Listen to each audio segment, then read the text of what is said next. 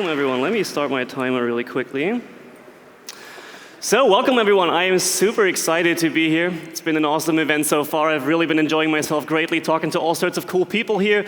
I'm slightly mad at Risky for hanging the bar so high. But anyways, I'm here to talk to you about things that I believe every developer absolutely, positively needs to know about database indexing, which, by the way, is the title of an old blog post by Joel Spolsky, which was called Things I Believe Every Developer Absolutely Positively Needs to Know About Unicode. So I just changed the last words because I thought that was cool. My name is Sassnowski. You can find me at my blog, where I post once every 2 years, on GitHub or on Twitter, where I post once every 3 to 4 months. I work for this awesome group of people. We are a software development agency in Berlin. We are hiring, so if you're interested, come talk to me after the talk. Now, when I interview people, I like to ask them the question, what is a database index and what do we use it for?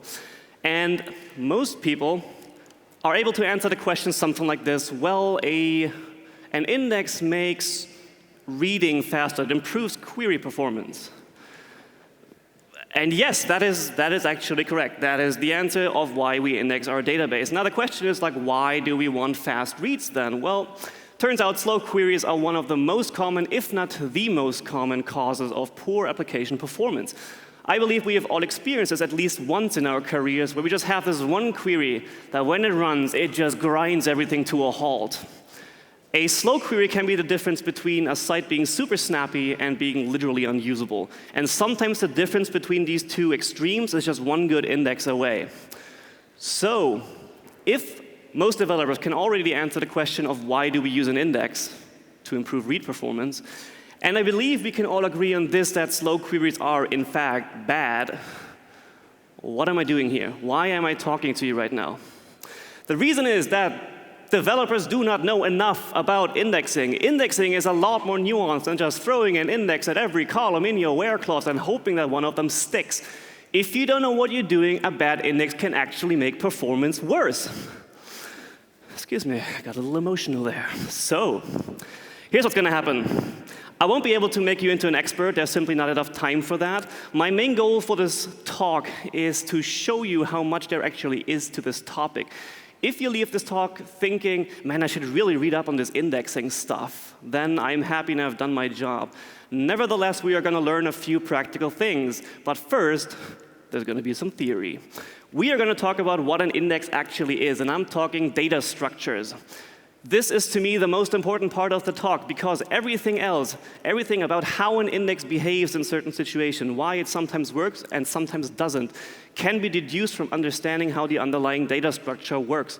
You don't have to memorize everything that's coming up in the rest of the talk. If you understand this part of it, you're in a very good shape. Then points 2 and 3 are understanding the execution plan and common pitfalls when designing indices. And these are going to happen roughly at the same time. We're going to explore both as we go through the example. OK, so what's an index? When I ask people what an index is, most of them like to use the sort of mental image of a phone book. And I don't know how much longer I will be able to make that example until people go, a phone what? Case in point, I could not find a picture of a phone book on the stock site I was using. So I improvised, here's a phone in a book. OK, if you think about a phone book, for simplicity's sake, let's say it has 3 pieces of information. It has the first name, the last name, and the phone number. And a phone book is almost always going to be ordered by last name. So if I give you someone's last name, you can find the person in the phone book pretty quickly, because the phone book is ordered for exactly that type of search query. If I only give you someone's first name, you're going to have to look through every single entry, and you probably end up with a whole bunch of results. So you could say a phone book is like having an index on last name. More generally speaking, an index is an ordered representation of the index data. Now, why is order so important? Turns out what we're doing when we're querying our data is we are searching our data for a subset of that data. And it turns out that searching an ordered input is a lot more efficient than searching in an unordered input. Think binary search, right? Very, very fast, assumes your input is sorted. Okay, enough with all the mental models and helper images. The training wheels are about to come off. We are going to look at what an index actually is, introducing the B tree. What does the B in B tree stand for? It is not binary. Thank you for saying binary. It is, in fact, balanced. It is a balanced tree. We're going to look at what exactly that means and how it is balanced, but it is a balanced tree. I was hoping, I wasn't sure how I was going to react if someone said balanced, so thank you whoever said binary. Okay, so what does a B tree look like? Surprisingly, it looks a lot like a tree. Now, if you look at the very top node, the 23, this is called the root node. You can see that it has two subtrees. It has the left subtree and has the right subtree. All the values in the left subtree are less than 23, and all the values in the right subtree are greater than or equal to 23. And this is true for every node in the tree. The left subtree is always less than, the right subtree is always greater than or equal to. This is how the tree is ordered. What we can also see is that the nodes at the very bottom, these are called the leaf nodes. They don't have any further subtrees. The leaf nodes are all at the same level of the tree or the same depth of the tree. This is important because this way we can guarantee that it takes the same number of steps to find every node or any value in the tree. If we had one side of the tree that was just way deeper, right, and it was unbalanced, then searching for a value in that part of the tree would take longer, which is not what we want. Okay, so this is why it's a balanced tree. The leaf nodes will always be at the same level. The leaf nodes also form what's called a doubly linked list, which you can see by the tiny arrows I added pointing back and forth. So each set of leaf nodes has a pointer to the next set of leaf nodes and a pointer to the previous set of leaf nodes. So there should actually be two more arrows on either side pointing to null. Now, why is this important? Turns out that when we're searching for data in an index, we are going to spend a lot of our time down in those leaf nodes scanning through them. If we didn't have a doubly linked list, we would have to, as soon as we hit the end of one of those leaf nodes, we'd have to go back up the tree, find the next leaf node, start scanning, go up again, and so on. That's not very efficient. By having the doubly linked list, we can just scan through them sequentially without having to go back up the tree every time. So, an interesting question now is, what data is actually being stored on the index? If we have a very simple table like this, we just have employee ID and first names, and say we put an index on the name column, the index we would end up with looks like this. The employee ID is nowhere to be found on this index. It only contains the name. In other words, an index only contains the values of the columns you actually put the index on. Now, this sounds very duh, but I've heard people describe an index as, well, it's like a copy of your table that is ordered by a different column. That is incorrect. That actually has consequences, and we're going to see why it's important to know what data is actually being stored on the index. This kind of begs the question now, what if I need data that is not on the index? How do I get back to the table if I actually want to find out what is the employee ID of Taylor? So this image is actually incomplete. The database stores one additional piece of information on the index for every value, the so-called row ID. It's not literally a string row ID. It is a database internal identifier that identifies a particular row in a table. It is not your primary key. It's a database internal value. And so the database stores that bit of information for every value in the index, and that way we can go back to the table and find the corresponding row to which this value in the index belongs to. Okay, so much for the data structure. Now, what are the consequences of choosing that data structure?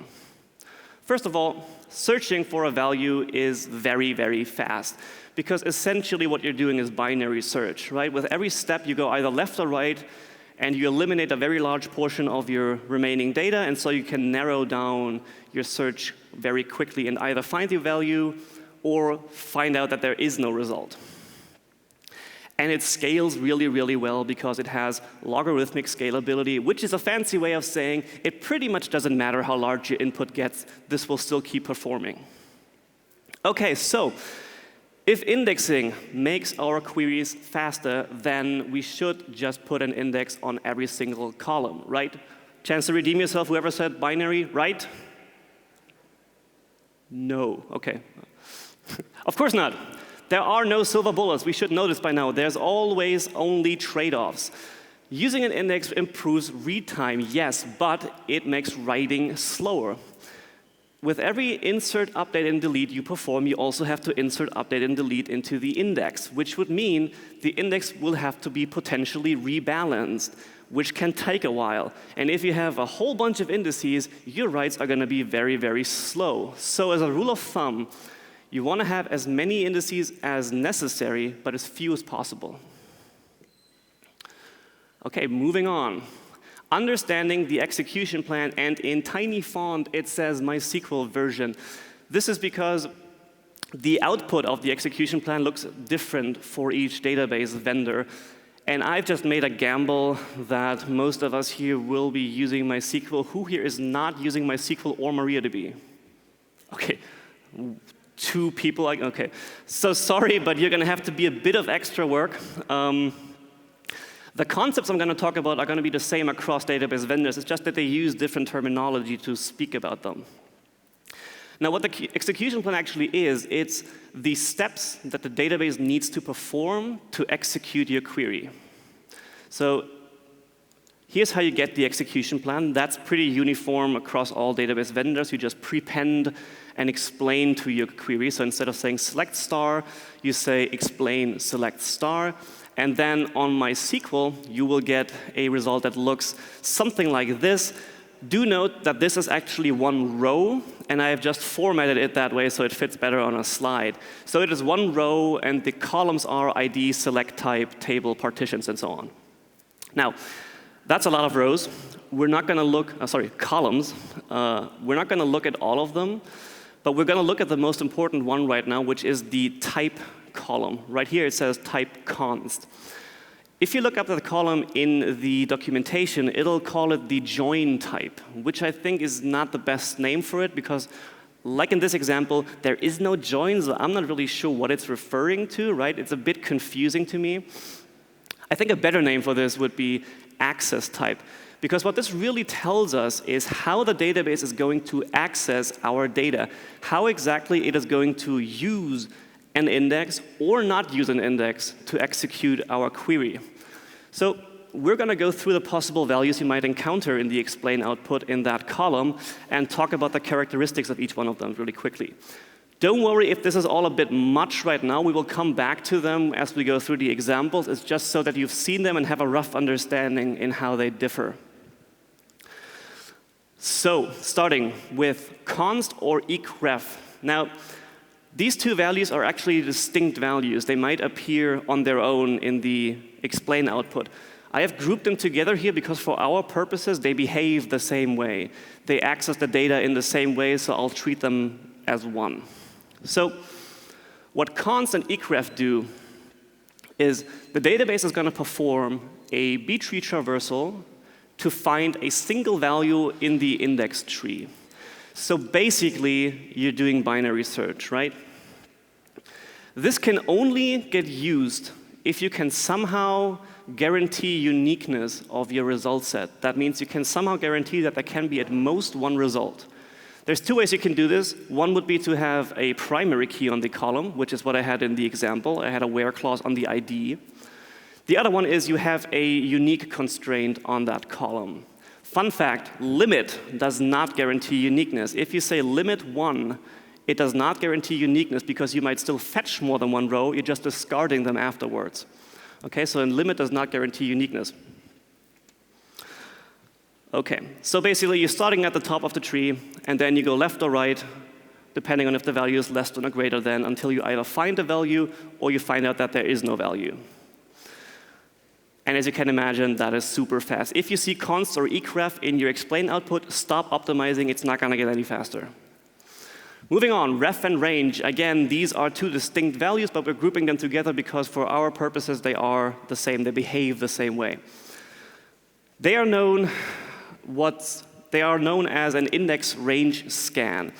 What they do is they perform a B-tree traversal, but instead of finding a single value, they find the starting points of a range, and then they scan from that point on. So let's say we had a query where we say, where ID greater than 15 and less than 30.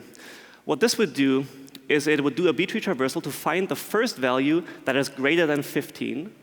And from that point on, it'll start scanning through the leaf nodes. Remember, this is where the double linked list comes in, until it hits the first value that is less than or greater than or equal to 30. And these rows are the only rows the database has to look at. Okay, so what a range or a ref does is it limits the total number of rows the database has to inspect to perform your query, which is a good thing, right? Less work for the database. Next one, index. This is also known as a full index scan. We are still using the index, but we are not using it to limit the number of rows like we just did. We are literally starting at the very first leaf node, and we're going to scan through all of them until we hit the very last leaf node. Okay, so there's no filtering of anything going on. You simply traverse through the entire index, but you're still using the index. And lastly, there is all, which is a so-called full table scan, which is everything as bad as it sounds. You do not want this. Think of all as avoid at all costs, okay? A full table scan is pretty much never what you want.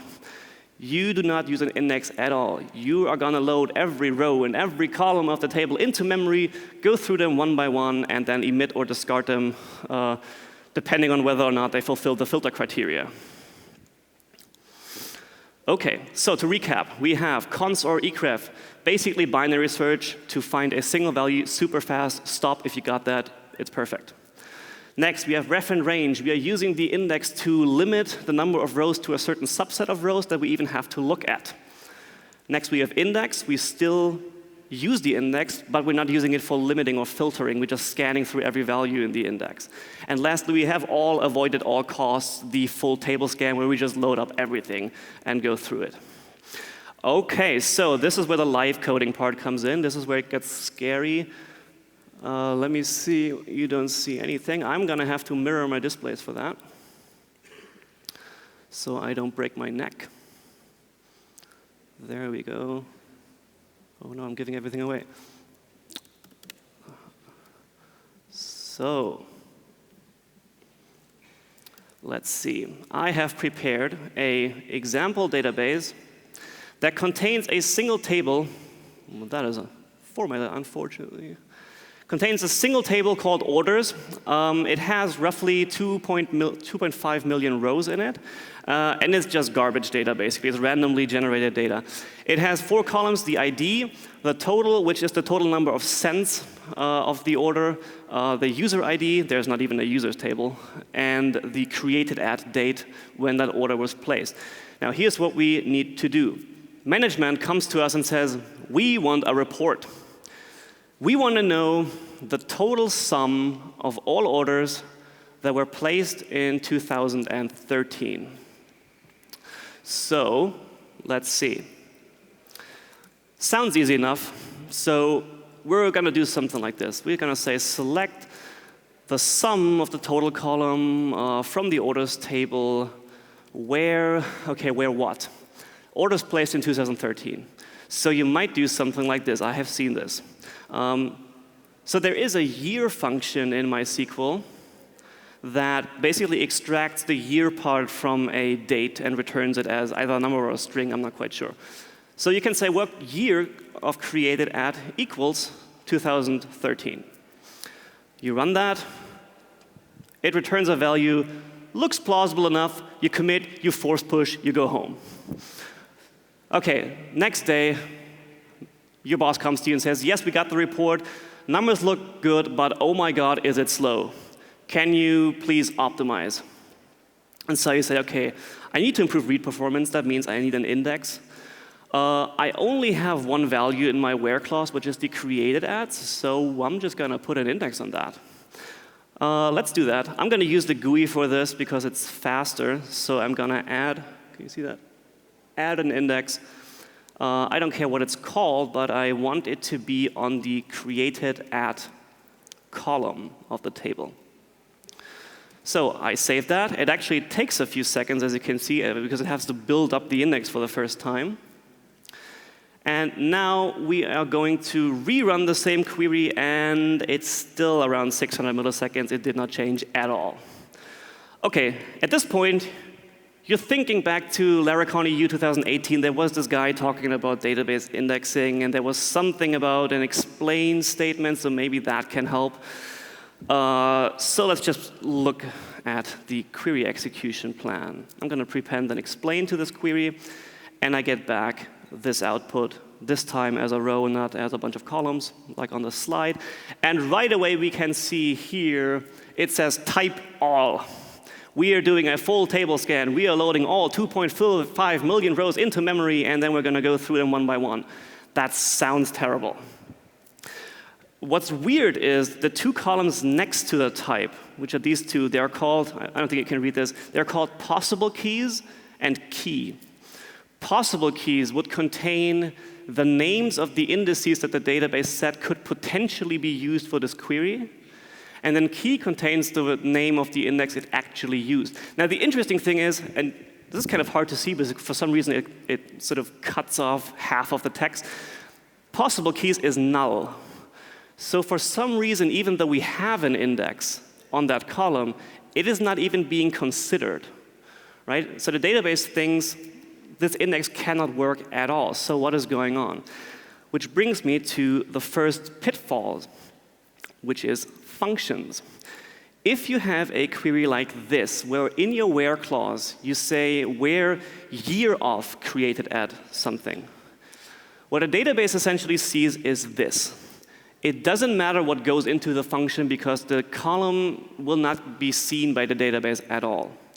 This is because you cannot guarantee that the output of the function has anything to do with the indexed values, right?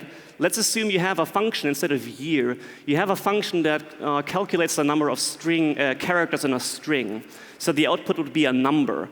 But you have your index on just the string field.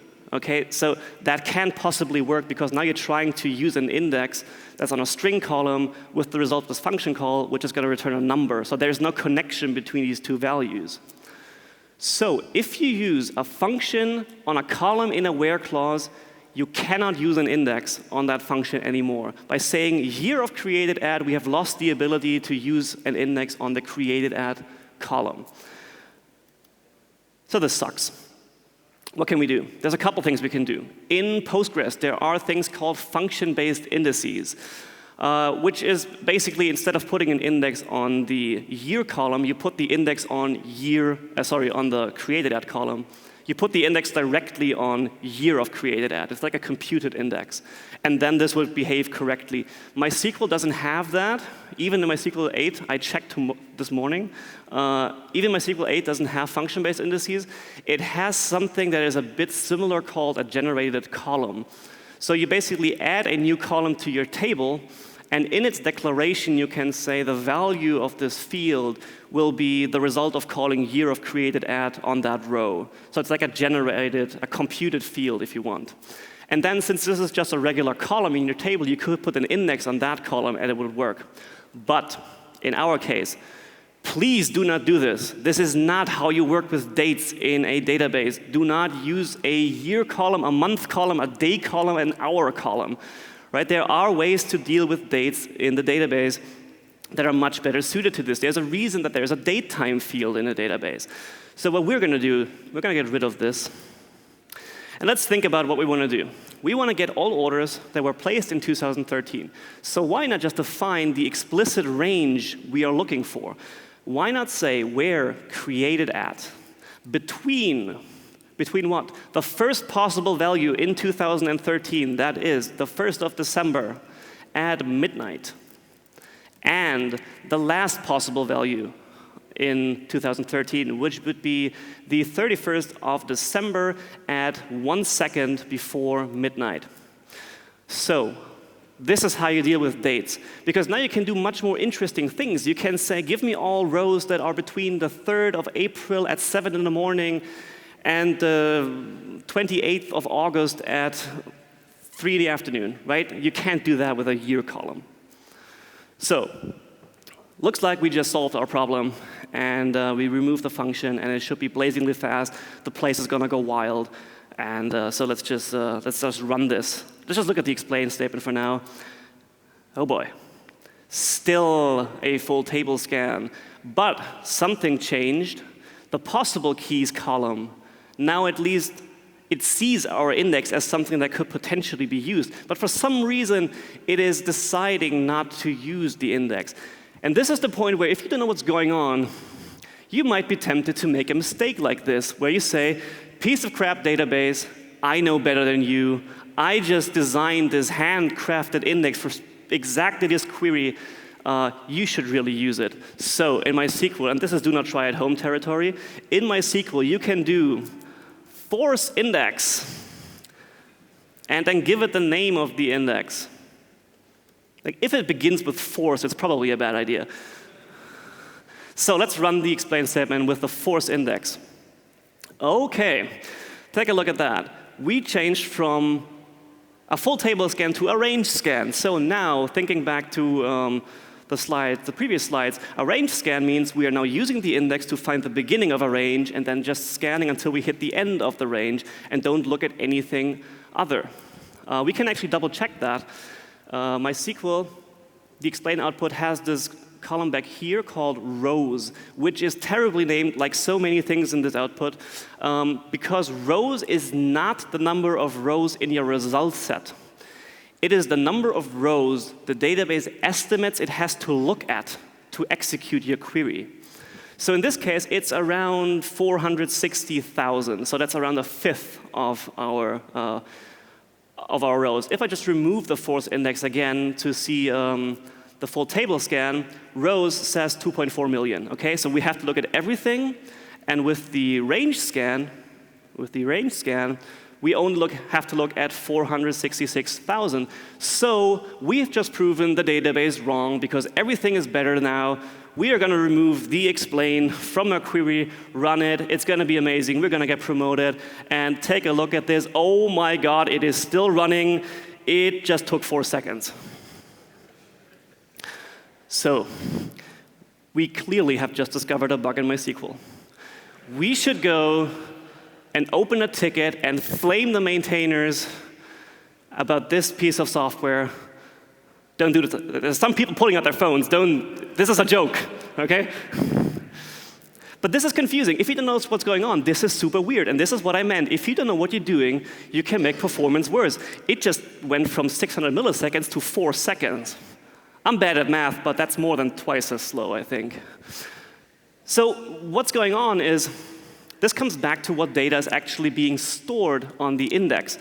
If you look at the query, if you think back to the index, we have an index on only the created at column. The query, however, says select sum of total.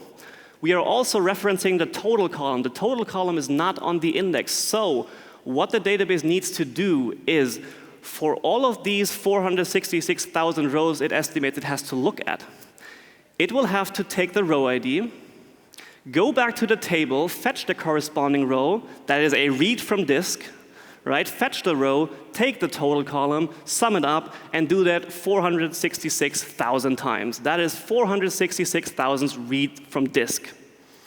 That's bad. So you might say, well, isn't a full table scan even worse? It has to do that 2.4 million times. Dramatic pause while I drink.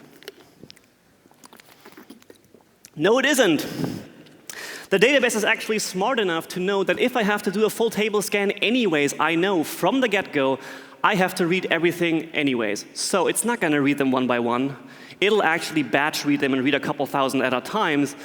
And the amount of disk I/O is going to be way less. And turns out in this example, that is actually way faster, even though you have to still look at 5 times as many rows, but you cut down on the number of disk I/O, the disk reads you have to perform. And in total, that is much faster than using the index and having to read from disk. So the database rightly decided, in this case, a full table scan is actually faster than using the index. So now we know what's happening, still sucks. So what can we do? If we look at our where clause, we've kind of exhausted our options there, right? We already have an index on the created at column. But if the issue is that not all data is present on the index, why not put the data on the index? Why not put the total column on the index as well? So this is what I'm going to do. I'm going to take our existing index, and I'm just going to change it to also include the total column. I'm going to save that. It'll take a second or 2. Or 3. OK, there we go. And now let's rerun this explain statement. There we go. Now it is voluntarily choosing our index because it can see that it doesn't have to read from disk anymore.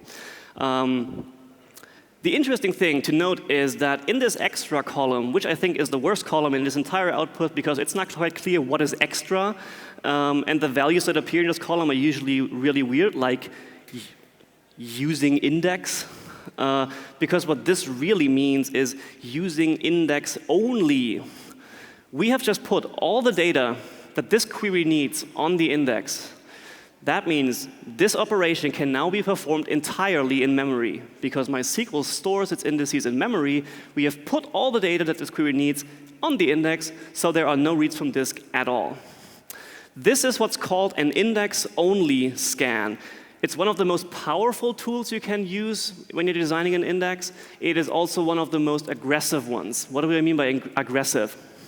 We have just created a very specific index. An index that probably only works for this query, because not only have we indexed for the where clause, we have indexed for the select clause as well. Okay? And thinking about the whole, you should try to keep the number of indices to the minimum that you need. Introducing an index like that can probably only be used by a single query is a trade-off that you have to consider, right? But it can dramatically improve performance. So if we now run this query without the explain, it just took 92 milliseconds. So from 600 milliseconds to below 100 milliseconds. OK, great. You go home. Don't forget to force push. Next day, management comes to you and says, great job on the report. We have a feature request. And the hair on the back of your neck starts standing up. And they say, we want the same report, but now we want to be able to do it for only a single employee.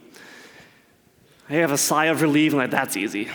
OK, so let's just, for illustration purposes, let's just take a random user ID. No, that's a total. This one, 136. And you say, well, that is easy. We just say, and user ID equals this one. You run it.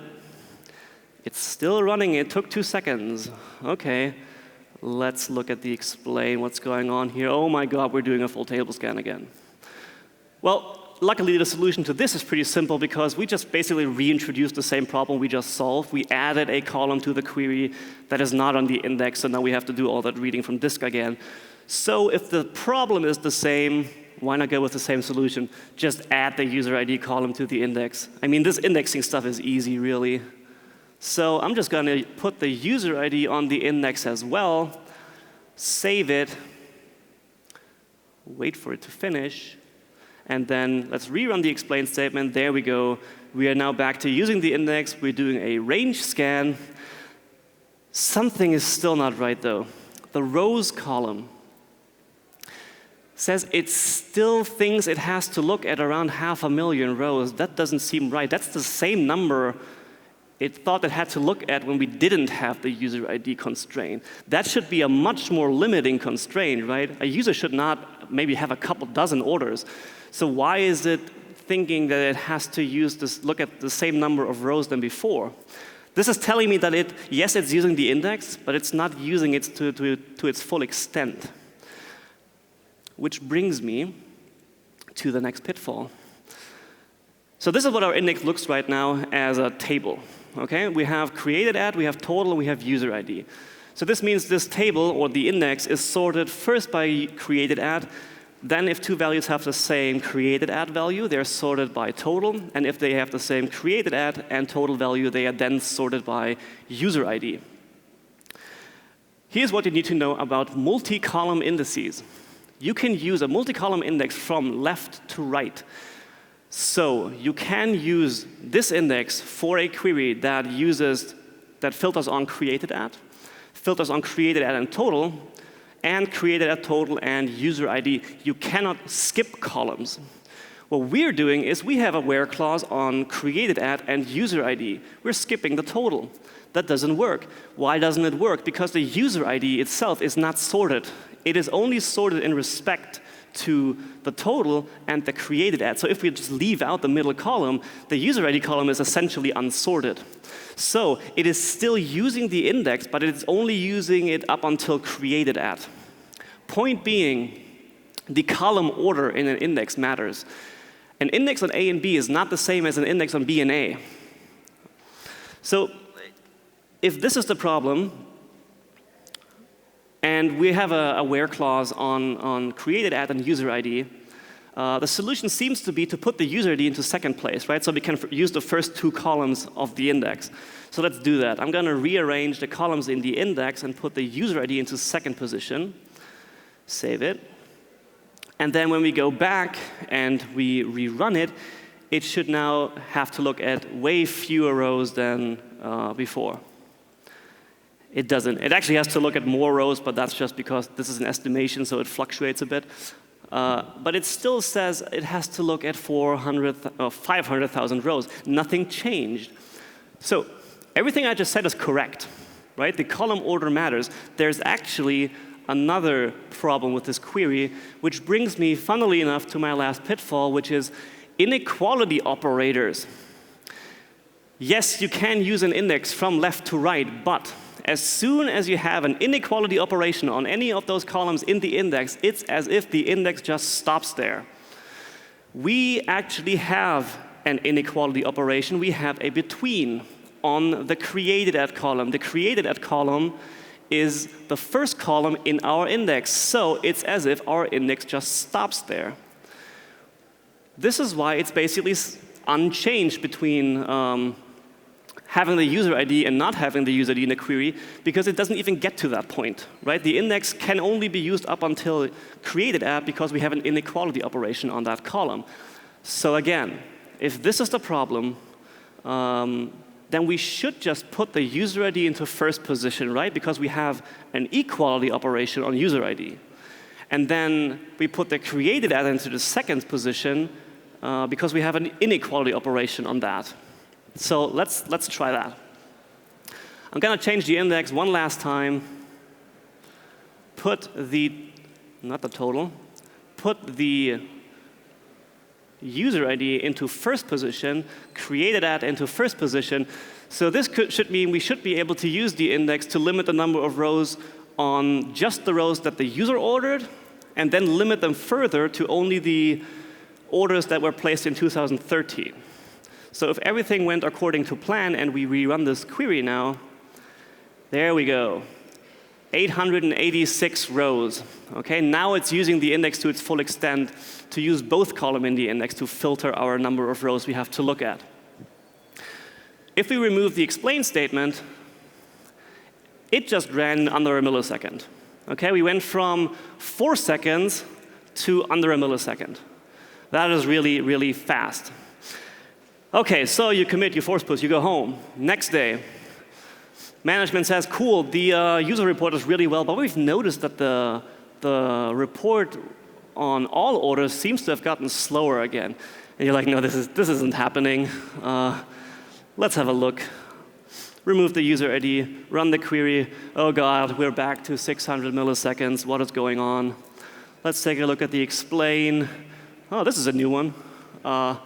Index. You've seen that one before. So now we're doing a full index scan. We are still using the index, but we're not using it to limiting the number of rows we have to look at. We are basically starting at the very first leaf node and then just traverse through all 2.5 million rows, which we can see back here in the rows column. where it says, yes, I do have to look at every single column. So what just happened? Well, we changed the order of the columns. Now the user ID is in first place.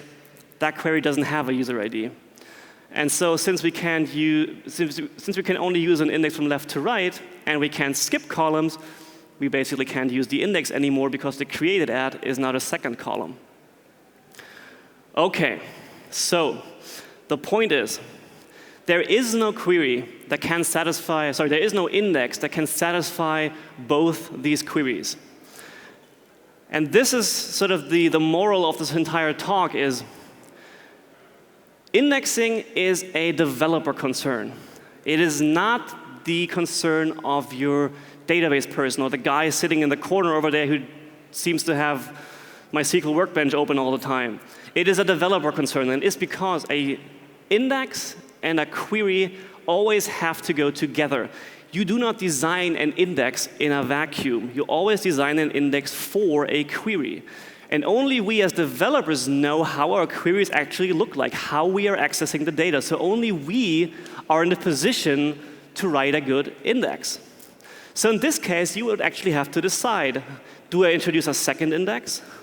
Is the report that's run for all users maybe only run once a year, so it really doesn't matter if it takes 600 milliseconds?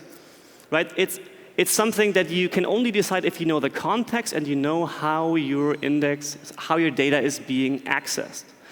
So to close this talk, everyone, repeat after me. I am a developer. Indexing is my concern. Indexing is my concern. Thank you all for listening.